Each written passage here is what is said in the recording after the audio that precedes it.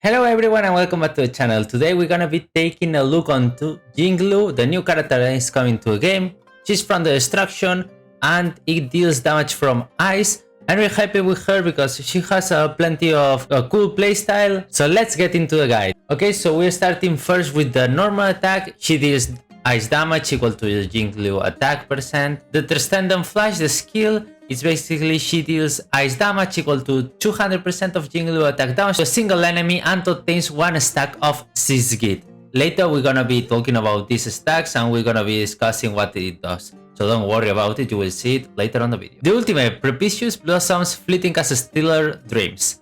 Basically she deals ice damage equal to 300 Jingliu attack, this varies depending on your talent level of course, to a single enemy. And it deals ice damage equal to 150 of Jingliu attack to adjacent enemies. And you attain one stack of Sigils after this attack concludes. Jingliu will be considered to be in the Spectral Transfiguration state when unleashing her ultimate. Now we're gonna be talking about what's the Spectral Transmigration, which is her talent. When Jingliu has 2 stacks of Sigils, or how do you pronounce it, she enters the Spectral Transmigration state where she gains 1 extra turn. This is absolutely amazing.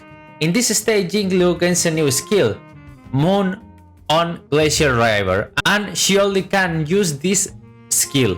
When Jingliu uses an attack in the Spectral Transmigration state, she consumes the HP from all allies equal to 6% of their respective match HP.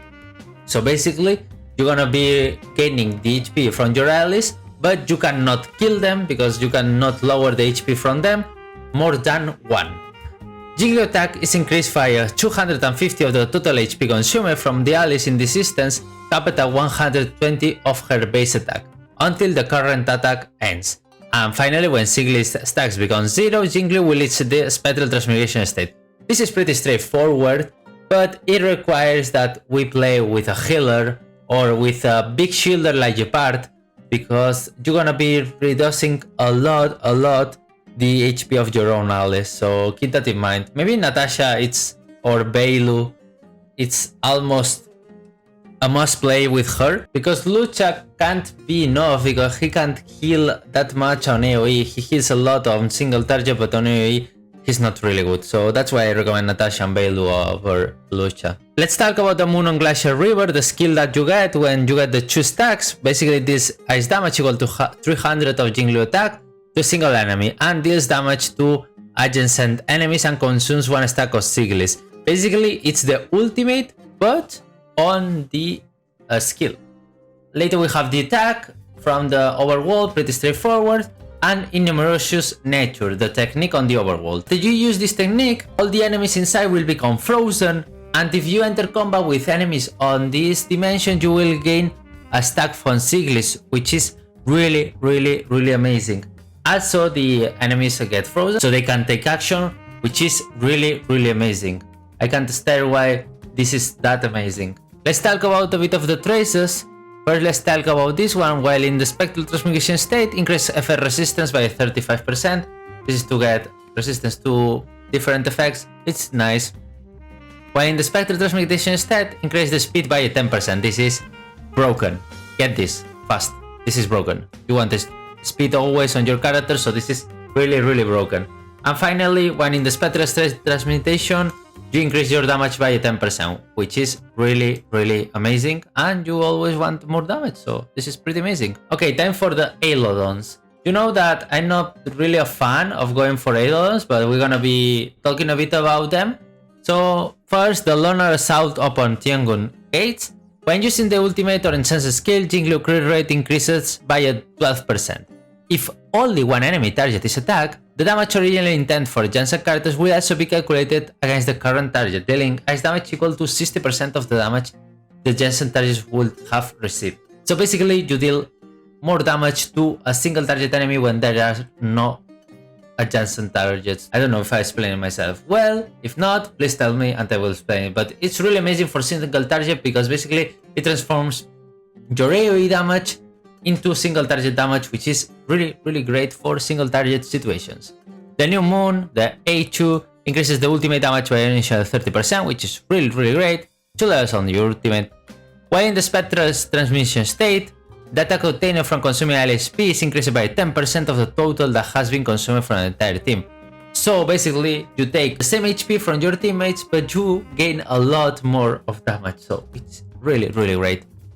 And finally, we have this one to level up 2 times the skill, and the E6. When Jingliu enters the spectral transmutation state, it obtains 1 stack more of Siglis. While she's in the spectral transmutation state, her crit damage is increased by 50%. I mean, it's fine, but it's a bit of overkill, to be honest. I think if you get 2 Eidolons seeds, your Jingliu probably is literally killing everyone in one turn. Keep in mind that you want to prioritize the skill first, since the skill damage from your E is gonna be transferred to this one, then your ultimate, and then the normal attacks. But the normal attacks are not that big of a deal, so just prioritize the E and the ultimate. Okay, so let's talk a bit on the icons that you can put on her. Obviously, the I shall be my own sword, it's her best in slot icon, but you can put other icons. For example, on the Fall of Aeon, for example, which is free, it's decent on her. You get a lot of substats.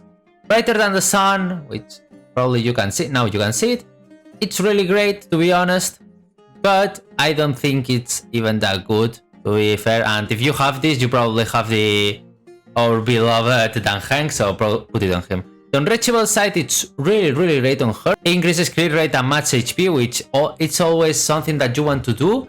The something irreplaceable, well, you can play it, but I don't highly recommend. Something that I really recommend to carries, like this type of destruction carries, is a Sacred Woe. This is really, really amazing. I can't stand by how good this is. The most welcome you, it's okay, you can play it, it's fine. The Under the Sky, it's not really that great. I prefer to play Sacred Woe with the Worms record you. Woof! Walk time, it's decent, okay, but I won't play it because of the Burn and Bleed. You won't take anything. So I think this is the worst of the 4 that we checked. And finally, Nowhere to Run, which increases the attack, and whenever it defeats an enemy, they restore HP to the 12% of their attack. I mean, yeah, you can play it. It's not that super bad, but if you had Sacred Woe, play this one. If you don't have it, play on the Fall of an Aeon. This is probably the 2 icons that you want to go always for, because they are really, really good. I almost forgot, and I'm doing this post-editing scene, but I wanted to talk about the sets that you can play on Jingliu. Basically, you want to play 4 pieces of Hunter of Glacial Forest. You could also go for this one, the Longus Dislike, which is really great, honestly, but I will put it on 2nd place, and this one will be the 1st place, in my opinion. Because after using the ultimate, will increase our crit rate, or crit damage, sorry, and it will deal a lot of damage. And since we will be doing a lot of our damage with the ultimate, this set is gonna be amazing on Jingliu. Also, what else you can do? You can play 4 Musketeers, or even combinations of 2 pieces. For example, 2 pieces Longus Dislike and 2 pieces Glacier Forest, 2 pieces Glacier Forest, and 2 pieces Musketeer of the Wild. That's up to you, so don't worry about it. More things that you want to play. Here you want to play crit damage or crit rate. Here you want speed or HP percent. Okay, important, speed or HP percent. If you want more a bulky character, go for HPs. If you want more hyper carry focused, go for speed. I think on boots for this character is more like Blade, so I think you want HP more than his speed, even though I'm a fanboy of the speed. Okay, for the rope and the sphere, what you want to play? So, in my opinion, you want to play or 2 pieces of Fleet of the Agiles or 2 pieces of the Brilliant Arena. I think both of them are much equal to power. It depends on how much your speed is. So, if you are able to reach the 120, Fleet of the Agiles will be better. If not, play 2 pieces Brilliant Arena. What you want to play here? So, on main stat, you want to search for the ice damage percent, and on the rope for attack or HP percent. They are pretty mostly likely on power. I still prefer the HP percent rope. In my opinion, it's a bit better. You can see here, you have an HP rope. But go for whatever you prefer. For substats, main stat, for substats, sorry, only. What you want to search? So you want to search for HPs, crit rate, crit damage, and also attack percents if possible. And always speed. It's always welcome as substat. So you want to search for that 5 things.